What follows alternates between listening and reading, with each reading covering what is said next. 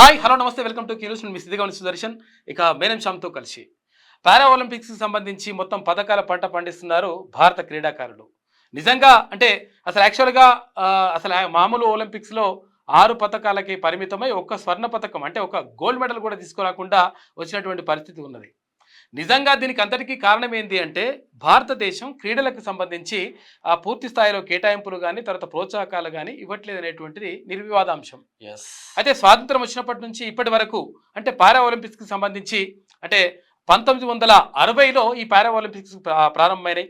అయితే అప్పటి నుంచి ఇప్పటి వరకు భారత్ ఖాతాలో 46 పథకాలు భారత్ ఖాతాలో పడిపోయినాయి. అందులో 12 స్వర్ణ పథకాలు అంటే గోల్డ్ మెడల్స్, ఇంకా 17 ఏది సిల్వర్ మెడల్స్ అంటే రజత పథకాలు, ఇంకొక 17 కాంస్య పథకాలు అంటే బ్రాంజ్ మెడల్స్, అంటే మొత్తం 46 పథకాలు భారత్ ఖాతాలో వేసుకున్నది.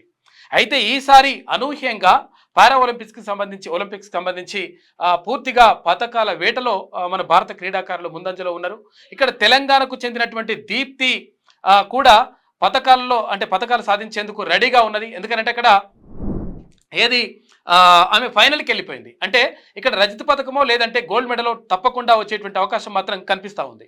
అంటే ఇక్కడ ఇప్పటికే భారత్ తన ఖాతాలో 15 పథకాలని 2024 పారా ఒలింపిక్స్లో వేసుకున్నది. అయితే ఈ నేపథ్యంలో నిజంగా కూడా అంటే మరి పారా ఒలింపిక్స్ అంటే ఏంటిది అసలు యాక్చువల్గా అంటే మొన్నటిదాకా ఒలింపిక్స్ జరిగినాయి, తర్వాత ఇప్పుడు పారా ఒలింపిక్స్ అంటున్నారు. మరి పారా ఒలింపిక్స్ అంటే ఏంటిది అనేటువంటిది ఒక సందేహం కూడా కలిగేటువంటి అవకాశం ఉంది. అసలు పారా ఒలింపిక్స్ అంటే మామూలు ఒలింపిక్స్ అయితేనేమో అందరూ క్రీడాకారులు అంటే దివ్యాంగులు కాకుండా సవ్యాంగులు అన్ని రకాలుగా అంగాలు ఉన్నటువంటి వాళ్ళు అప్పుడు అందులో పాల్గొంటే అందులో భారత్కు కేవలం మొన్న జరిగినటువంటి ఒలింపిక్స్లో కేవలం 6 పథకాలు మాత్రమే వచ్చినాయి. అందులో ఒక్క గోల్డ్ మెడల్ కూడా రానటువంటి పరిస్థితి నెలకొన్నది. అయితే ఇప్పుడు పారా ఒలింపిక్స్లో ఎవరు ఆడతారంటే దివ్యాంగులు ఆడతారు. అంటే మెంటల్లీ ఛాలెంజ్డ్, తర్వాత ఫిజికల్లీ ఛాలెంజ్డ్, విజువల్లీ ఛాలెంజ్డ్, ఇట్లా అంటే రకరకాలుగా శరీర రుగ్మతల్లో తర్వాత మానసికంగా శారీరకంగా రుగ్మతలు ఉన్నటువంటి ఎవరైతే దివ్యాంగులు ఉన్నారో వాళ్ళు పాల్గొని ఇందులో పథకాల పంట పండిస్తూ ఉన్నారు భారత్కు. నిజంగా వాళ్ళకు ప్రోత్సాహం అందించాల్సినటువంటి అవసరం 1000% ఉన్నది. అంటే ఇప్పటి వరకే అంటే అసలు యాక్చువల్గా 4వ రోజు ముగిసేసరికి ఇప్పటికే భారత్ ఖాతాలో 15 పథకాలు వచ్చేసినాయి. అంటే చాలా గొప్ప విషయంగా చెప్పుకోవచ్చు. తర్వాత ఇక్కడ బంగారు పథకాలను కూడా తీసుకొస్తా ఉన్నారు, తర్వాత సిల్వర్ మెడల్స్ తీసుకొస్తా ఉన్నారు, తర్వాత ఇక్కడ బ్రాంజ్ మెడల్స్ తీసుకొస్తా ఉన్నారు. మొత్తం మీద ఇక్కడ భారత క్రీడాకారులు తమ హవా కొనసాగిస్తా ఉన్నారు.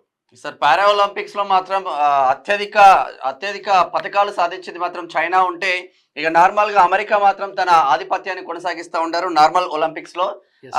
అంటే ఎటువంటి సిచ్యువేషన్స్ ఉంటాయి అంటే ఒక అమెరికా అథ్లెట్ సాధించిన పథకాలు మొత్తం ఇండియా అథ్లెట్స్ కూడా సాధించలేకపోతున్న పరిస్థితులు ఉన్నాయి. ఒక్కసారి అంటే ఒక్క ఒలింపిక్స్ లో సాధించినటువంటి పథకాలు మొత్తం మన భారతదేశం స్వాతంత్రం వచ్చినప్పటి నుంచి ఇప్పటి వరకు సాధించినటువంటి పథకాలతోటి సమానంగా కూడా లేదు. అంటే చాలా వెనుకబడినటువంటి పరిస్థితి భారత్ ఉంది. అయినప్పటికీ పారా ఒలింపిక్స్ లో మాత్రం తమ సత్తా చాటుతా ఉన్నారు భారత క్రీడాకారులు. మనం ఒకసారి అక్కడ అంటే ఒలింపిక్స్ ప్రారంభమైనప్పటి నుంచి ఇప్పటి వరకు ఒకసారి మరి భారత పథకాల పరిస్థితిని మనం చూసుకుంటే ఒకసారి ఇక్కడ చూసుకోవచ్చు.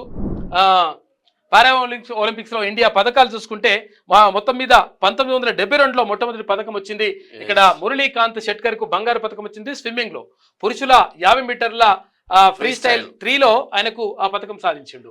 భీమ్రావ్ కేసార్కర్ వెండి పథకం వచ్చింది. అథ్లెటిక్ పురుషుల జావలింగ్ త్రోలో L6. ఇక స్టోక్ న్యూయార్క్ లో జరిగింది అది. ఇక తర్వాత జోగిందర్ సింగ్ బేడి కంచు పథకం వచ్చింది, అంటే కాంస్య పథకం వచ్చింది. అథ్లెటిక్స్ పురుషుల జావలిన్ త్రోలో L6 అంట. ఇక ఇది ఎక్కడ జరిగింది? న్యూయార్క్ లో జరిగినటువంటి 1984 జరిగినటువంటి ఒలింపిక్స్ సంబంధించి. ఇక జోగిందర్ సింగ్ బేడి వెండి పథకం అథ్లెటిక్ పురుషుల షార్ట్ పుట్ లో, ఇది కూడా న్యూయార్క్ లో జరిగింది. ఇక జోగిందర్ సింగ్ బేడి మరొక కంచు పథకం సాధించిండు అథ్లెటిక్స్ లో. పురుషుల డిస్కస్ త్రోలో కూడా పథకం సాధించిండు. అది 1, 2, 3 4 పథకాలు అప్పుడు 1984లో వచ్చినాయి. ఏది పారా ఒలింపిక్స్ లో. ఇక దేవేంద్ర జుజురియా బంగారు పథకం సాధించింది. ఇక్కడ అథ్లెటిక్స్ పురుషుల జావెలిన్ త్రోలో వచ్చింది. ఇక్కడ ఏథెన్స్ లో జరిగినాయి 2004లో జరిగినటువంటి పారా ఒలింపిక్స్ సంబంధించి. ఇక రాజేందర్ సింగ్ రాహేలు కంచు పథకం పవర్ లిఫ్టింగ్ లో. అయితే మొత్తం మీద నిజంగా కూడా చెప్పాలంటే అసలు యాక్చువల్గా ఈ పథకాలన్నీ సాధించడం తర్వాత ఇవన్నీ కూడా చేయడం ఏంటి అంటే భారత్కు అంటే పథకాల పండిస్తా ఉన్నారు భారత క్రీడాకారులు. అంటే వాళ్ళు అంటే విషయం ఏంటంటే వీళ్ళు ఎట్లా సాధిస్తారు, తర్వాత ఏమవుతుంది అని చెప్పేసి అనుకుంటే, నిజంగా ఒకవేళ ఇప్పుడు ఆర్చరీ ఉంది, ఆర్చరీ ఉంటే బాణం వేయాలి, బాణం వేయాలంటే చేయలేనటువంటి ఎవరైతే శీతల్ ఉందో, ఈసారి 2024లో శీతల్ స్వర్ణ పథకాన్ని సాధించింది. చేయి ఉండదు, చేయి ఉండకుండానే కాళ్ళ ద్వారానే బాణాన్ని వదులుతుంది. బాణాన్ని వదిలిన తర్వాత సరైనటువంటి గురి దగ్గర కొట్టేస్తే, కరెక్ట్ పిన్ పాయింట్ లో కొట్టేస్తే అక్కడ ఆమెకు స్వర్ణ పథకం వచ్చింది. అంటే ఇక్కడ క్రీడాకారుల ప్రతిభ అనన్య సామాన్యంగా కనిపిస్తూ ఉంటది. ఇక రాజేందర్ సింగ్ రహేలు కంచు పథకం సాధించిండు పవర్ లిఫ్టింగ్ లో పురుషుల 56 కేజీల విభాగంలో 4 లో ఇది. గిరీష్ ఎన్ గౌడ వెండి పథకం వచ్చింది లండన్ 2012 లో. మరియప్పన్ తంగవేలు బంగారు పథకం సాధించిండు అథ్లెటిక్స్ లో పురుషుల హై జంప్ విభాగంలో రియోలో జరిగినటువంటి 2016లో జరిగినటువంటి పారాలింపిక్స్. మీరు ఒకసారి చూడొచ్చు, 2012లో కేవలం ఒకటే వచ్చింది, ఒకే పథకం వచ్చింది, వెండి పథకం మాత్రమే వచ్చింది. 2004లో కేవలం 2 పథకాలే వచ్చినాయి. ఎస్, 2016లో ఇక్కడ చూసుకోవచ్చు ఒకసారి 4 పథకాలు వచ్చినాయి మనకు. ఇక వరుణ్ సింగ్ భాటి కంచు పథకం అథ్లెటిక్స్ లో పురుషుల హై జంప్ విభాగంలో వచ్చింది, రియో లో జరిగినటువంటి 2016 చెప్తా ఉన్నాం ఇది. మళ్ళా దేవేంద్ర జుజూరియా బంగారు పథకం వచ్చింది పురుషుల జవలింగ్ త్రోలో 2016లో రియోలో. ఇక దీపా మాలిక్ వెండి పథకం సాధించింది, అంటే ఏది సిల్వర్ మెడల్ వచ్చింది అథ్లెటిక్స్ లో మహిళల షాట్ పుట్ విభాగంలో రియోలో జరిగినటువంటి. భవీనా పటేల్ వెండి పథకం సాధించిన టేబుల్ టెన్నిస్ లో మహిళల సింగిల్స్ క్లాస్ 4 లో టోక్యో 2020లో. ఇవన్నీ కూడా కరెంట్ అఫైర్స్ కు ఉపయోగపడతాయి. ఏ సంవత్సరంలో ఎవరు ఎన్ని పథకాలు సాధించిండ్రు, భారత్ కు సంబంధించినటువంటి పథకాల సంఖ్య ఎంత, మొత్తం కూడా పారా ఒలింపిక్స్ ఎప్పుడు స్టార్ట్ అయినాయి, పారా ఒలింపిక్స్ స్టార్ట్ అయిన తర్వాత భారత్ కు ఏ సంవత్సరంలో ఎన్నెన్ని పథకాలు వచ్చినాయి, తర్వాత ఏ విభాగంలో ఏ పథకాలు వచ్చినాయి అనేటువంటి క్వశ్చన్లు కూడా వచ్చేటువంటి అవకాశం ఉంది. కాబట్టి ఇవి కాంపిటేటివ్ కూడా చాలా ఉపయోగపడుతున్న ఉద్దేశంతో పూర్తి వివరాలు మేము అందిస్తా ఉన్నాం. ఇక సుందర్ సింగ్ గుర్జార్ కంచు పథకం వచ్చింది. ఓకే, ఇక నిషాద్ కుమార్ వెండి పథకం అంటే సిల్వర్ మెడల్ వచ్చింది అథ్లెటిక్స్ లో పురుషుల హై జంప్ విభాగంలో టోక్యోలో జరిగినటువంటి ఒలింపిక్స్ లో. అవనీ లేఖ బంగారు పథకం షూటింగ్ లో మహిళల 10 మీటర్స్ ఎయిర్ పిస్టల్ స్టాండింగ్ లో జరిగింది టోక్యో 2020. ఇక భావినా పటేల్ వెండి పథకం సాధించింది. ఇక తర్వాత దేవేంద్ర జుజురియా వెండి పథకం అథ్లెటిక్స్ లో పురుషుల జావెలిన్ త్రోలో టోక్యోలో జరిగినటువంటి పారాలింపిక్స్. సుందర్ సింగ్ గుర్జార్ కంచు పథకం వచ్చింది పురుషుల జావెలిన్ త్రోలో టోక్యో 2020లో. ఇక యోగేష్ కతూనియా వెండి పథకం వచ్చింది అథ్లెటిక్స్ లో పురుషుల డిస్కస్ త్రో విభాగంలో టోక్యోలో జరిగినటువంటి పారాలింపిక్స్ లో. ఇక సుమిత్ యాంటిల్ బంగారు పథకం వచ్చింది ఇక్కడ పురుషుల జావెలిన్ త్రోలో టోక్యోలో 2020. ఇక సుమిత్ యాంటిల్ బంగారు పథకం సాధించిండ్రు అథ్లెటిక్స్ లో పురుషుల జావెలిన్ త్రోలో 2020లో కూడా పథకాలు కొంచెం వరకు ఎక్కువనే వచ్చినాయి. ఇక సింగరాజ్ అదానా కంచు పథకం షూటింగ్ విభాగంలో పురుషుల 10 మీటర్ల ఎయిర్ పిస్టల్ లో వచ్చింది 2020లో. మరియప్పన్ తంగవేలు వెండి పథకం వచ్చింది పురుషుల హై జంప్ లో టోక్యో 2020లో. శరత్ కుమార్ కంచు పథకం సాధించిండు అథ్లెటిక్స్ విభాగంలో పురుషుల హై జంప్ కి సంబంధించి. ప్రవీణ్ కుమార్ వెండి పథకం వచ్చింది టోక్యోలో హై జంప్ లో 2020లో. అవనీ లేఖ ఇప్పుడు ఈసారి కూడా లేఖరా అసలు యాక్చువల్ గా ఆమె గోల్డ్ మెడల్ సాధించింది. గతంలో 2020లో అది పారా ఒలింపిక్స్ జరిగితే అప్పుడు కంచు పథకం షూటింగ్ విభాగంలో వచ్చింది. 50 మీటర్ల రైఫిల్ 3 స్థానాలు దక్కించుకుంది. హర్వీందర్ సింగ్ కంచు పథకం విలువిద్య పురుషుల వ్యక్తిగత రికర్వ్ ఓపెన్ 2020 టోక్యో. ఇక మనీష్ నర్వాల్ బంగారు పథకం షూటింగ్ లో వచ్చింది. ఇక పురుషుల 50 మీటర్ల పిస్టల్ లో టోక్యోలో వచ్చింది. సింగరాజ్ అథానా వెండి పథకం షూటింగ్ లో పురుషుల 50 మీటర్స్ పిస్తల్లో టోక్యో 2020లో. ఇక ప్రమోద్ భరత్ బంగారు పథకం సాధించిండు బ్యాడ్మింటన్ లో పురుషుల సింగిల్స్ విభాగంలో టోక్యోలో జరిగినటువంటి పారాలింపిక్స్. మనోజ్ సర్కార్ కంచు పథకం వచ్చింది బ్యాడ్మింటన్ లో పురుషుల సింగిల్స్ లో టోక్యో 2020లో. ఇక సుహాస్ యతిరాజ్ వెండి పథకం సాధించిండు బ్యాడ్మింటన్ లో పురుషుల సింగిల్స్ విభాగంలో.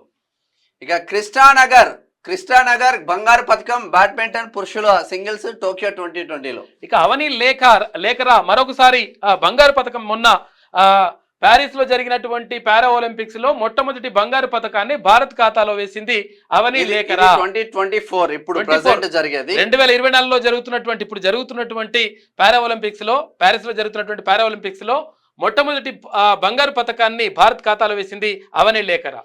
మోనా అగర్వాల్ కంచు పథకం వచ్చింది షూటింగ్ లో మహిళల 10 మీటర్ ఎయిర్ రైఫిల్ స్టాండింగ్ లో పారిస్ 2024 ప్రెజెంట్ స్టిల్ నౌ. ఇక ప్రీతిపాల్ కంచు పథకం అథ్లెటిక్స్ విభాగంలో మహిళలు 100 మీటర్ల విభాగంలో వచ్చింది ప్యారిస్ ఒలింపిక్స్ లో ఇప్పుడు జరుగుతున్నటువంటి. మనీష్ నర్వాల్ వెండి పథకం సాధించాడు షూటింగ్ లో పురుషుల 10 మీటర్స్ ఎయిర్ పిస్తల్ లో పారిస్ 2024. ఇక రుబీనా ఫ్రాన్సిస్ కంచు పథకం సాధించింది మహిళల 10 మీటర్ల ఎయిర్ పిస్టల్ విభాగంలో. ఇక ప్రీతిపాల్ కంచు పథకం మహిళల 200 మీటర్స్ లో పారిస్ 2024 లో. ఇక నిషాద్ కుమార్ వెండి పథకం సాధించిండు అథ్లెటిక్స్ పురుషుల హై జంప్ విభాగంలో. యోగేష్ కథునియా వెండి పథకం వచ్చింది పురుషుల డిస్కస్ త్రోలో పారిస్ 2024. ఇక నితీష్ కుమార్ బంగారు పథకం అంటే బ్యాడ్మింటన్ లో పురుషుల సింగిల్స్ విభాగంలో బంగారు అంటే గోల్డ్ మెడల్ సాధించిండు నితీష్ కుమార్. ఇక మనీషా రామదాస్ కంచు పథకం సాధించారు బ్యాడ్మింటన్ లో మహిళల సింగిల్స్ లో పారిస్ 2024. ఇక తులసిమతి మురుగేషన్ వెండి పథకం అంటే సిల్వర్ మెడల్ వచ్చింది బ్యాడ్మింటన్ లో మహిళల సింగిల్స్ విభాగంలో. ఇక సుహాస్ యతిరాజ్ వెండి పథకం సాధించారు పురుషుల సింగిల్స్ లో పారిస్ 2024. ఇక రాకేష్ కుమార్ శీతల్ దేవి డబుల్స్ ఇవి ఇద్దరు కలిసి ఆడినరు. కంచు పథకం వచ్చింది అంటే కాంస్య పథకం వచ్చింది విలువిద్యలో అంటే తర్వాత ఆర్చరీలో వచ్చింది మిక్స్డ్ టీమ్ కాంపౌండ్ ఓపెన్ లో. సుమిత్ యాంటిల్ బంగారు పథకం సాధించారు పురుషుల జౌలింగ్ త్రోలో. మొన్న మనకు మిస్ అయింది పాకిస్తాన్ అతనికి నవీద్ కి ఒలింపిక్స్ లో మిస్ అయింది పారాలింపిక్స్ లో పారాలింపిక్స్ లో వచ్చింది పారిస్ 2024. ఇక నిత్యశ్రీ శివన్ కంచు పథకం సాధించింది తర్వాత బ్యాడ్మింటన్ మహిళల సింగిల్స్ విభాగంలో. మొత్తం మీద ఇక్కడ ఒలింపిక్స్ లో మొత్తం కూడా పథకాల పంట పండిస్తా ఉన్నారు భారత క్రీడాకారులు. ఇట్లా పథకాల పంట పండిస్తా ఉన్నారు. ఇగో ఇట్లా అంటే అసలు యాక్చువల్ గా ఎట్లా ఉంటారంటే ఇగో క్రీడాకారులు ఇగో ఇట్లుంటారు పరిస్థితి. చేతులు ఉండవు, తర్వాత వాళ్ళ కాళ్ళు ఉండవు, రకరకాలుగా అట్లా ఉన్నా కానీ వాటన్నింటినీ అధిగమించి మొత్తం కూడా పథకాల పంట పండించడం అనేటువంటిది కనిపిస్తూ ఉంటుంది. మొత్తం కూడా ఈ పథకాల పంట పండించడం అనేటువంటిది కనిపిస్తూ ఉంటుంది. ఇక పారాలింపిక్స్ 2024 భారతదేశ పథకాలు భారతీయ అథ్లెట్లు మరియు అన్ని విశేషాలు మనం చూసుకోవచ్చు. ఆగస్టు 29 నుంచి ప్రారంభమైపోయినాయి ఆల్రెడీ. దానికి సంబంధించినటువంటి కనిపిస్తూ ఉన్నాయి. మొత్తం ఈసారి అబ్బురపరిచేటువంటి క్రీడలు అని చెప్పేసి ఒక ప్రత్యేకంగా కథనం వేసింది.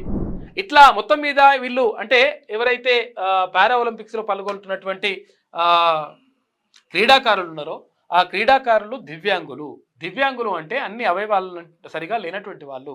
ఇక్కడ కొంతమంది కళ్ళు ఉండవు, కొంతమందికి చేతులు ఉండవు, కొంతమందికి కాళ్ళు ఉండవు, కొంతమందికి మానసికంగా వికలాంగులుగా ఉంటారు, కొంతమంది రకరకాలుగా ఇబ్బందులు పడుతూ ఉంటారు. అయినప్పటికీ ఆత్మస్థైర్యం ముందు ఇవన్నీ కూడా దిగదుడిపే అని చెప్పేసి వాళ్ళు దాన్ని తెలుపుతూ దాన్ని చాటుతూ ప్రపంచానికి చాటుతూ పారా ఒలింపిక్స్ లో పథకాల పంట పండిస్తూ ఉన్నారు. కాబట్టి భారత్కు ఈసారి మరిన్ని పథకాలు వచ్చేటువంటి అవకాశం ఉంది. ఇక్కడ వరంగల్ తెలంగాణ బిడ్డ వరంగల్కు చెందినటువంటి దీప్తి ఈసారి అంటే ఫైనల్కు వెళ్ళింది. ఆమె 400 మీటర్ల పరుగు పందెంలో ఆమె ఫైనల్కు చేరుకుంది. అయితే ఆమెకు ఫైనల్కి చేరుకున్న తర్వాత gold medal are silver medal అంటే బంగారు పథకం లేదా రజత పథకం ఖాయంగా కనిపిస్తూ ఉంది. అంటే మొత్తం మీద మామూలు క్రీడాకారులు చేయలేనటువంటి పనిని ఇక్కడ పారా ఒలింపిక్స్ లో దివ్యాంగులైనటువంటి క్రీడాకారులు చేసి చూపిస్తా ఉన్నారు. ఎందుకు పథకాలు రావడం లేదంటే దీప్తిని మీరు ఎగ్జాంపుల్ తీసుకోవచ్చు. కనీసం